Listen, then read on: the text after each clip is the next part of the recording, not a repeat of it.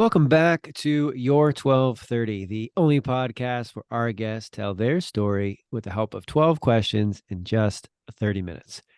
I'm your host, Mike Solitro, and tonight we are very excited to be speaking with Adam Lucero.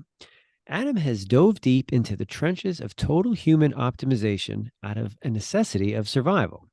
See, he was stabbed in the throat while at a movie theater and woke up 7 days later from an induced coma. At that point, he only had two options: give up and quit on his life, or fight for his potential. He chose that second path. Now, he empowers driven men and entrepreneurs to become the most powerful versions of themselves and make more money. Adam, welcome. We are really excited to be speaking with you. Hey, I'm glad to be here. It's going to be a good 30 minutes. Yes, it will. Yes, it will. And that is a powerful backstory bio, Mm. one that you certainly don't hear every day, and where it's something that you probably are, if not thinking about, has kind of shaped what you do on a day-to-day basis and how you got here. Mhm. How when you meet someone, is this a topic that you'll talk about? Hey, this happened to me, or what? How does it come up in conversation? Let's start there. So, yeah, when it first happened, it came up in conversation a lot, and I think that actually helped me kind of accept what happened and kind of get over it. Like, I found myself just telling people about it pretty frequently.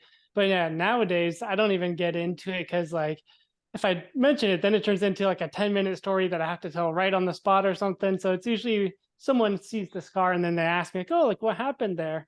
Like, for example, I remember someone was like, hey, you get a cut by like a plastic knife. Like, someone literally said that. And I was like, no, I actually got stabbed with a chef knife. And they're like, wait, what? So I just kind of wait for it to come up naturally when it does come up that way. Well, you smile and laugh about it, so you've Hmm. obviously gotten to a good place. That is a good thing. Do you remember waking up and what your first thought was, what you remembered, and what it was like? Because I don't like the word unique when it comes to most things, but I will say this is probably a unique experience that most of us, Hmm. thankfully, are never going to Yeah. have firsthand. Hmm.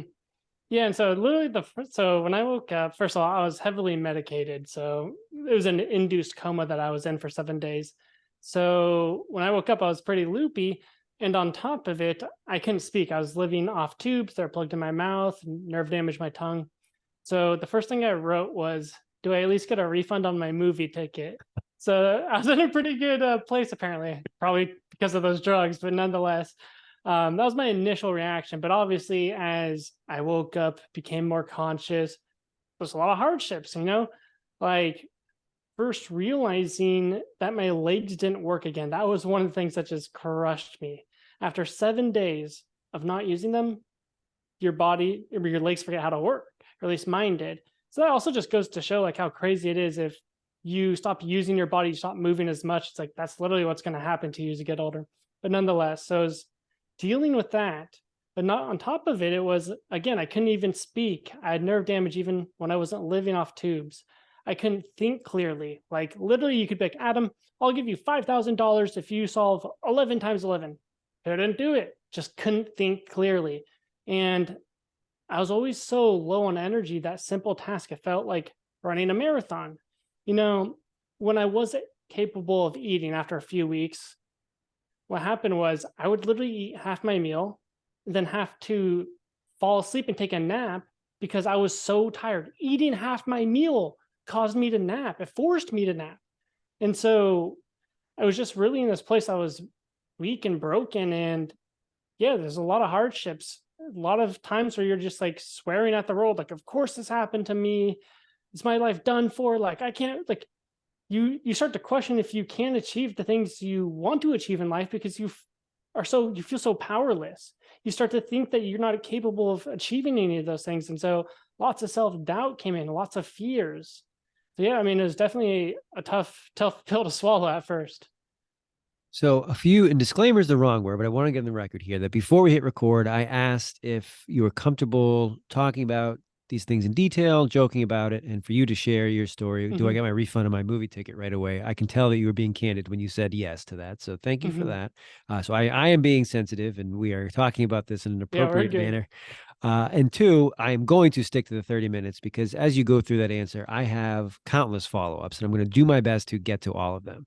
I want to start here specifically on ultimately what you do now with your clients, but any one of those things that you talk about, there are countless people who would just give up. This is too hard. I don't want to do this. Why me? Woe is me.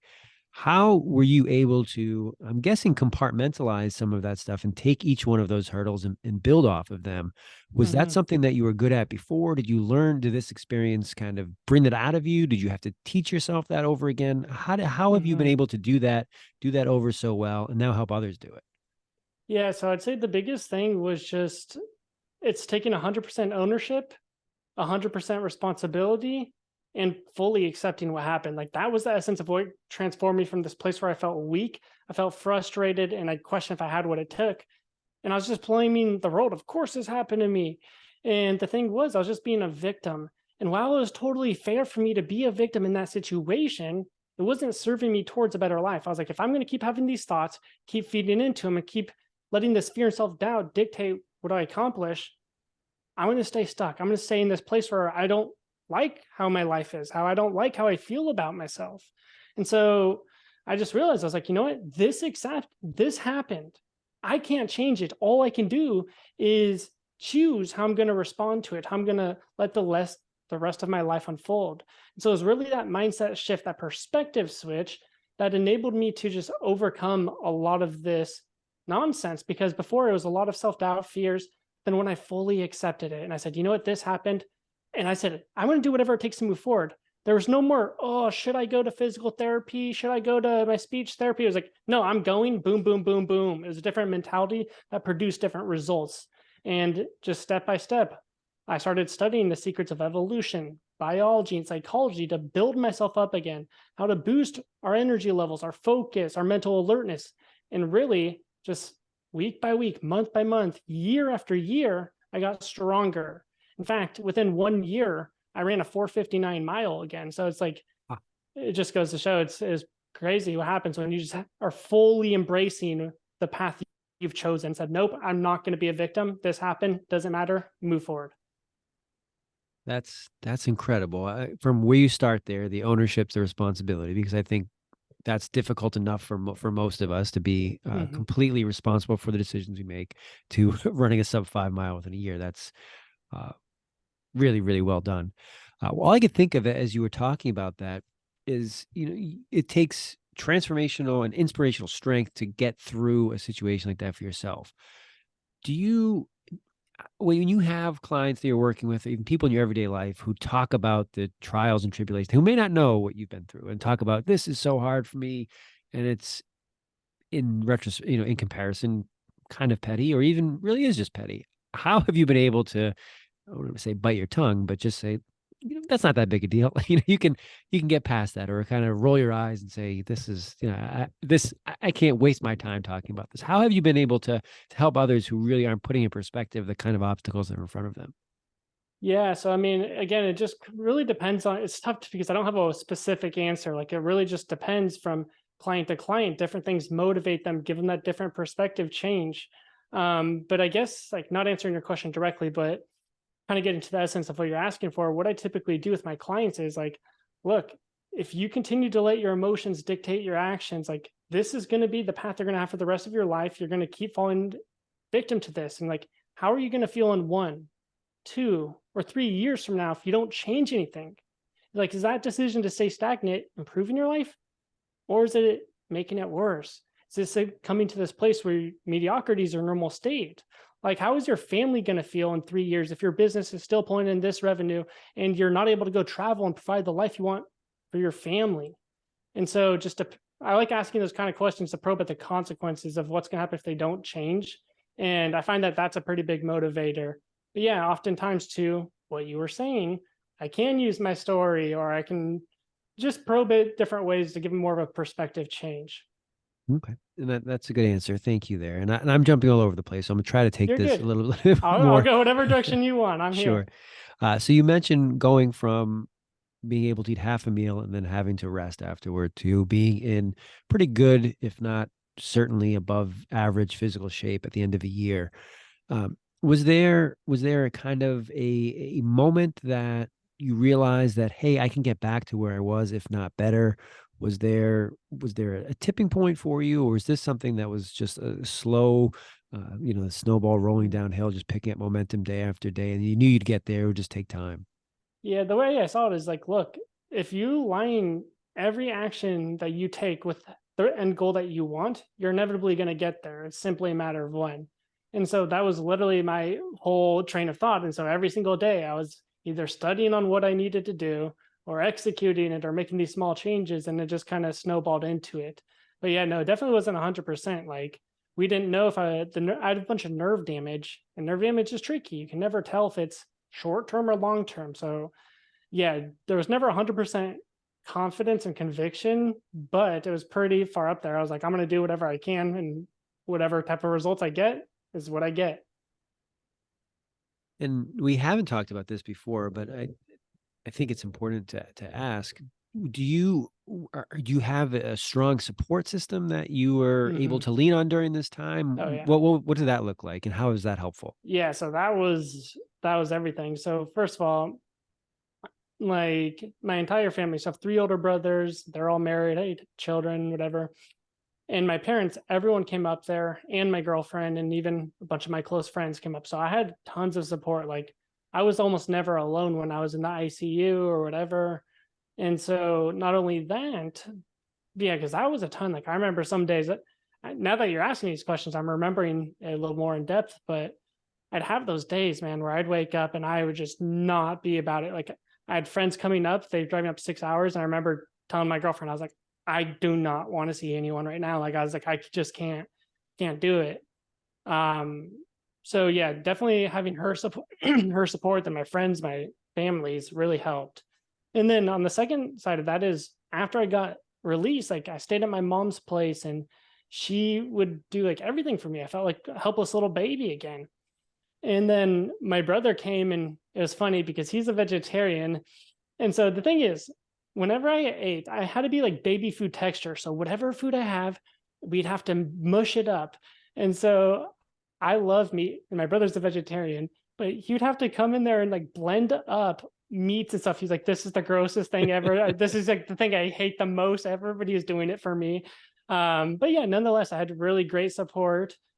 It's just from A to Z. So like, I was definitely blessed in that regard. I could not imagine, like, if this happened to me and I didn't have a family, or a family that cared as much as they do, like, it would have been a lot tougher. So I definitely have to give a lot of credit there. Yeah, no, it certainly sounds like it, and it's one of those things that when things are going well, there's always people around. But when you have a Hmm. situation like this, and you still have that group supporting you, you know that you've got a good group Good around people. you, and that you are something that is valuable to them as well, or something that they brother, friend, son, that they like, they They have that appreciate. relationship with you, that Yeah. yeah, that they appreciate, and they want to see you back to health. So Yeah. that's awesome to hear. I kind of trickled into your career, what you do. What is it that you do, and who are you helping on a day-to-day basis? Yeah, so driven men and entrepreneurs in a nutshell. And so there's three categories that we help them in.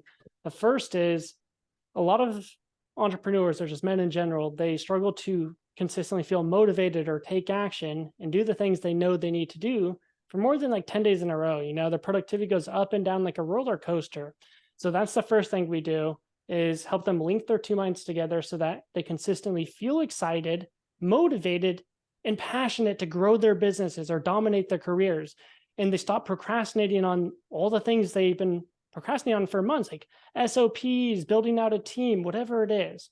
So that's the first step. If you don't have that, you're not going to have enough action being taken in your business. Second step is, okay, how efficient are you in those hours that you work? Do you have mental fog to the point where it takes you 60 minutes to complete a task that should only take 20 minutes to complete? then the quality's not even good on top of it because you lack that focus, the clarity, the creativity, whatever it is. And so we help them attain superhuman performance where every single day they have focus, they think clearly, they have the energy to be super productive and produce quality work that actually grows their revenue. Then the third step's really just getting them that freedom of time and to get them to really forex their business output. And it's just by getting them to operate like a CEO, if you spend all your time doing tedious tasks that drain you of your energy and time that you could outsource for like $5 an hour, but don't because you don't trust anyone, well, your business is going to move slow because like your business only moves as fast as you do. And so we really want you to delegate all of these tedious tasks, build out teams, SOPs, whatever it is, so that you work less, but your business grows more. And so it's really boiled down into those three key aspects. I like the way that you talk about how those aspects work together, and especially the delegation piece, and that sometimes Mhm. you might be the biggest bottleneck in your business Oh yeah, without most realizing it, certainly. especially if there's that trust issue or that no one else can do it as good as me, no one else will Mhm. care, that kind of mindset. How do you help people kind of see that that's faulty thinking and that is a limiting belief? Because that's a tough one where it's, I don't want anybody else in my business, working in my business. No one else can do it Yeah, like so I how I can. usually do it again is just kind of show the consequences. I'm like, for example, I had one of these clients, one of my clients, his name's Rick. And so his biggest bottleneck in his business was him not creating enough ads for his funnels. The cost per leads would increase and then his profits would obviously decrease as a consequence. And so come to find out, he's like, I don't have time to do it. And come to find out, he was spending 2 hours or 3 hours a week doing a lot of stuff in his back end of the softwares and doing stuff, essentially tedious tasks that you could just record your screen and show someone how to do it. He was doing it. So I just kind of showed him. I was like, okay, well, that's literally about 8 to 12 hours a month that you could literally go hang out with your wife or create those ads or even just hang out with your child or do whatever you want. Like, do you want to waste that? How much is that costing you? And so I just told him, I was like, look, try it for 1 week where you just spend that time creating ads. And then in the next 2 months, he did 800K in revenue. It's just from him Wow. creating those ads. It dropped the cost per lead, obviously got way more leads as a consequence and then way more revenue. So again, just kind of getting them to see like, look, that's 12 hours of your life that you're spending every single month that you could be doing things you actually enjoy doing, all because you have this limiting belief that someone can't do it as good as you, even though that's just simply not the case. It's pretty mindless work. And so I was like, yeah, if you want to keep coming from this place where you don't trust anyone, you're going to be wasting your time. Your business is taking a hit. Your revenue is taking a hit. It's just not good for your life. And so it's kind of just pointing out simple things like that in a sense. That's a good example, because you're right that if there's a task or a bunch of tasks that we're doing that is not producing the value or not the best use of our Yeah, time, exactly. we could be shifting that to something that would be Yeah, much more useful. do you think Elon Musk is installing solar panels? No, of course not. He's doing more impactful actions. Why do you think that we're talking about this, and it sounds like that's common sense and should be apparent to anybody who's, if you're running a business or you're entrepreneurially minded, it's like, yeah, that's pretty clear. Why aren't people figuring that out on their own, do you think? I think it's just the lack of awareness, because the thing is they are working and they're feeling like they're being productive because they're working 7 or 8 hours in their day, and so you can kind of trick yourself into this illusion that you're being productive when in reality, it's like you're kind of just wasting your time. And it's like, this is why like working hard doesn't guarantee success. Because if you spend it all your time and energy editing your videos, posting on social media, your business isn't growing fast. It's not gonna. And so it doesn't matter how hard you work if, first of all, you lack clarity, the focus to produce high quality work, or if you're spending your time and energy doing tedious tasks or things you shouldn't be doing. And so it's like working for the sake of working to please your ego is like meaningless. It's just making you feel like you're doing a lot, but in reality, it's not providing much growth for your business. So you're spot on as you talk about clarity and focus, that we can easily trick ourselves into doing those either to-do list items where they're low Hmm. value, low Hmm. priority, or it's we think that they are, the social media example, we think that they're moving the ball forward, but they really aren't, and that you're Hmm. so in it you can't see it till it's too late. Hmm. How did you decide that this was how you wanted to, I don't want to say serve your Mhm. clients, but why is this the right fit for you given what you've gone through? Yeah, so I mean, it was just a natural consequence of learning everything I learned out of that whole event. But basically, what I found, I was like thinking, I was like, I always want to start a business, but on what? And so I just started reflecting on my life. Like, when were those times I was the most excited, the most passionate? And I lit up like a Christmas tree. And so it always came to mind. I was like, when a friend would call me up, they're like, Adam, I'm getting terrible sleep. It's messing up my productivity the next day. Or Adam, I want to start a business, but I don't know if I have what it takes. Or just asking me like, I really feel tired. I is breaking into my productivity. Well, I'd be on the phone with them for 60, 90 minutes. And by the end of the call, I was more energized than I was in the beginning of the call. And I just kind of noticed this pattern. I was like, I don't know what it is. Like I get off to helping people, not to that extent, but I literally get like it fills my heart up with so much joy. I don't know why or whatever it is. So I just kind of realized like I love serving people. And the best way I can do that is through the skills that I have now acquired. And so just through learning about all these things that most people don't spend the time and energy to learn and really diving into it, that's what kind of led me on this path, I would say. That makes a ton of sense. And I can tell as you just you get so excited talking about having that conversation, getting that person from A to B where they now can see these things that Hmm. you were lucky to see beforehand. As we're talking about this, and this is an area that I spend a lot of my time in as well. Hmm. How have you decided that, and you work with most of your clients on a one-to-one basis, it sounds like? Yeah, for the most part, pretty soon we're going to be doing it on a more scale. But yeah, I like to be very hands on. Just it just gets ensures the results. So that was going to be my question. That distinction is so fascinating because you're working with your clients on being able to take themselves out of their business or to scale things where they are not their bottleneck.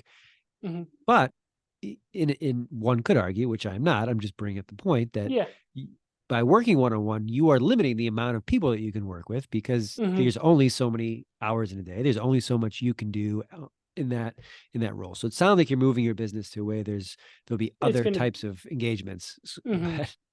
Yeah, definitely. And so, yeah, I mean, the thing is, I like one to one a ton, but obviously, at a certain point, I value my time and energy too. But the thing is, I've created a system where it doesn't require too much time and energy from me. Like, I just give my clients my phone number, say if you have questions or hiccups, send me a text or whatever it is. But the thing is, like, the system that I've created takes a lot of the time and energy out from me. So it's like I still am able to serve a pretty large amount of people one to one because it doesn't require too much time and energy, but I always am there if they need the extra time and energy.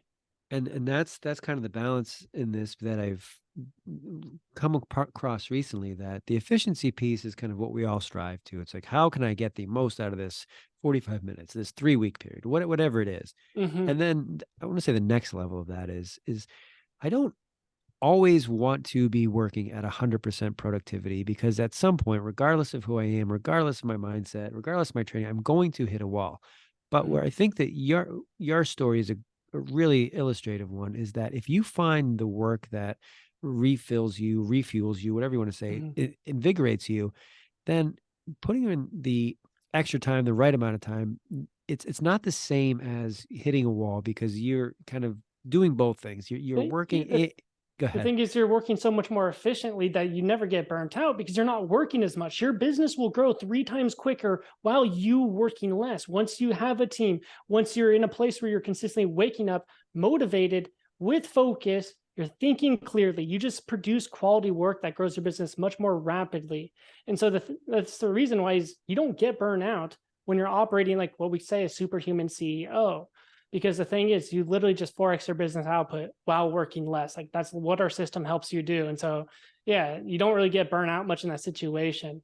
And also the second thing is like when you have superhuman performance, you really just have optimal health. That's a really another way of phrasing it. It's like you don't get burnt out too often when you have great health. The only time you get burnt out is when you're working extensive hours or you're not listening to your body. Like that's the key, because your body's always going to tell you when you're not feeling good, when you're on that verge of burnout. It's just most people ignore it or they're not even aware of it because they're so hyper focused, right? Exactly. And you mentioned how your mental health and your physical health kind of are tied together there. Hmm. And I wrote down earlier the two minds. And if I got that correctly, I wanted to Hmm. ask what were you referring to, and how are they? What is the interplay between the two minds? Yeah. So basically, most people they fall into this vicious cycle. And if you're listening to this, you've probably fallen into it at one point in your life. If you're not in it right now, and it's you declared that you're gonna change your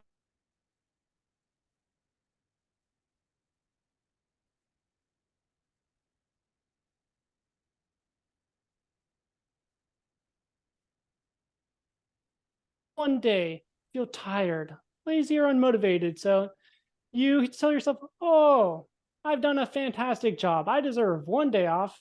And then we all know it turns into another and another. And so what happens is you're using your conscious mind to try and change. But 95% of all the decisions you make in your entire day are made subconsciously. Now, I know you might be thinking, BS, what are you talking about? I make all my decisions. So let's put it this way. When you woke up this morning, did you think about which hand you're going to use to lift the sheets off your body? Which foot you're going to land on first? Where you're going to step next? No, they happened automatically and subconsciously. This is also why you've likely had times where you're driving and you zone out. Then 10 minutes later, you zone back in and you're just magically at your destination with no conscious recall of how you got there. Subconscious mind got you there. And so basically, what's happening is you're using a conscious mind to declare you're going to change, but your subconscious mind doesn't want you to change. And it sees every habit as a survival mechanism, which is why it's so hard to break. It literally thinks if you change this habit, your chances of death increase. And so then they battle each other, and then subconscious mind wins. You fall back into your self-sabotaging patterns. The only way to escape this, to get to a point where you don't have those internal battles, where you don't fall back into your old patterns and ruts, and you don't have that internal resistance on negative self-talk, is by linking your two minds together. Because when you do this, when you tell yourself you're going to work 5 hours and then you're going to go hit the gym, then you're going to come back for 2 more hours and then eat, cook a clean, healthy meal, then go to bed, you'll do it and you'll feel excited to do it. And so that's the power of linking your two minds together. That I don't want to say I'm speechless, but that is the best the best example I've heard explaining how the subconscious mind controls the body, because you hear the stats 90%, 95%, Mhm. 99, whatever it is, that it controls what we think about. We kind of just leave it there, that it's like, well, Yeah. what does that mean? And then the driving example, and then taking a Mhm. step, pulling the sheet. Yes, those are things that we all do, we can all relate to, that we realize our mind is an autopilot with those things, and we don't actually Mhm. consider how much of our thinking is in that realm. So that's Mhm. a fantastic example. Somehow we are already Mhm. on time. So I will stop hammering you with questions, but I do want to end here. You've discussed the people that you work with, men, driven, entrepreneurs. I'll let you pick Mhm. which of the three. I mean, the driven, I'm actually going to take that one out because it's fairly self-explanatory. But how did you decide men or entrepreneurs were the right audience for you? Yeah, so I really like entrepreneurs. Generally, they have more of a different mindset than like the average 9 to 5 employee. So I typically like that. But then I just also noticed, I was like, oh, a lot of driven men, like whether it's salespeople or they're in careers, but they're making 100 to 200, 300K, but they want to get to that next level. They would reach out to me as well. And it's just our system. It just works. Like, for example, we had this client, Tim, who he felt like he was on a roller coaster. His productivity, he would procrastinate on the things he knew he needed to do to grow, get the next level in his career. Within literally 2 days of working together, he was keeping all his promises, all his commitments to himself, and feeling excited to do it. Within 2 months of working together at a career, he was making 50K per month at a career job. And so that just goes to show him, like, if someone was working in a career and got that much of an increase in revenue in 2 months, like, what would that do for your business? And so I just noticed my best clients are people that are really driven. Like, they're ready to go to that next level, and they just need the right system. They need someone to help them get there. They just can't get out of their own way, it almost feels like. And so I just typically, those are the people that come to me and we get the best results for. Love it. Where can our listeners find you, connect with you, learn more, or start working with you? Yeah, so two different ways. If you're interested in seeing some of our case studies, seeing our methodology, or whatever, you want to book a call with me and my team, you can go to superhumanceo.com, or you can follow me on Instagram, Adam Lucero, Lucero, then the number 1. So Adam Lucero 1. We will post that in the show notes. Connect with Adam. His story is incredible. Like I said, I could easily talk to him all night here, but I'm going to let him go after our requisite 30 minutes. What's something I didn't ask you tonight that I probably should have, Adam? I would say the one hack that if anyone was listening and they did this one thing, the difference in their life trajectory would be so greatly impacted. Simply put, it's the most powerful thing that you can do for your life. That's a better way of phrasing it. And it is keeping your promises to yourself. Eventually, if you do that, eventually you'll get to a point where it's second nature and effortless. And because of that, when you want to change any habit or action you want, you'll do it because you're in the habit of keeping your promises to yourself. No, I wish I could go on to a tangent on this, but 30 minutes. Tangent Guys, away, just do tangent that. away, tangent Okay, away. So think about it this way. Why is it so easy for you to brush your teeth every single night, regardless of how tired, lazy, or unmotivated you are? But it's so difficult for you to do these new actions, whether it's working out, eating healthy, or whatever it is.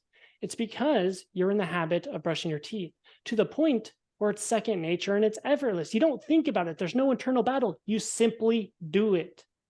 Well, imagine if you were in the habit of keeping your promises to yourself to the point where it's as easy and effortless as you brushing your teeth. I mean, what would your body look like right now if you kept your word to work out from 2 years ago? How much further along in your business or career would you be if you kept your word to be productive every single day? And how much better would you feel about yourself with this newly found productivity? And so literally, if you could just do one thing in your life, it's just keep the promises to yourself. Now, I know you might be thinking, Adam, it's a catch-22. How can I keep my promises to myself if I can't keep my promises to myself? So the key here is to start with these smaller changes, right? So instead of saying, oh, I'm going to read for 45 minutes a day, say you're going to read for 1 minute a day, because how habits work is all through repetition. So you just want to form the habit of you keeping your promises to yourself. And if you give yourself these huge changes, it's going to be harder to keep them. More internal resistance, the internal battles are going to be bigger. So start with smaller changes, form the habit of keeping your promises to yourself, and then keep going. And eventually it'll be second nature, effortless, and you win life. Excellent tangent, Adam. This was a blast. Thank you for joining us, and let's do it again. All right, sounds good.